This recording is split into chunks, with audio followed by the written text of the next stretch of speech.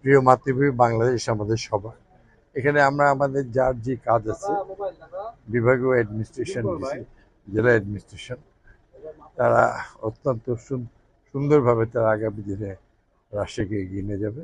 আর আমাদের মাননীয় প্রধানমন্ত্রী জনাব তারেক রহমান সাহেবের নির্দেশ, সততা এবং নিষ্ঠার সঙ্গে জনগণের সেবা করা, কোনো শাসন নয়। আমরা জনগণের সেবা করতে চাই। তো সেইভাবে ইনশাল্লাহ এটা কেবল তো শুরু, আপনাদের সঙ্গে কথা হবে ইনশাল্লাহ, এবং আমরা ভালো কিছু করব আমাদের দেশের নাগরিকের জন্য, রাষ্ট্রবাসীর জন্য।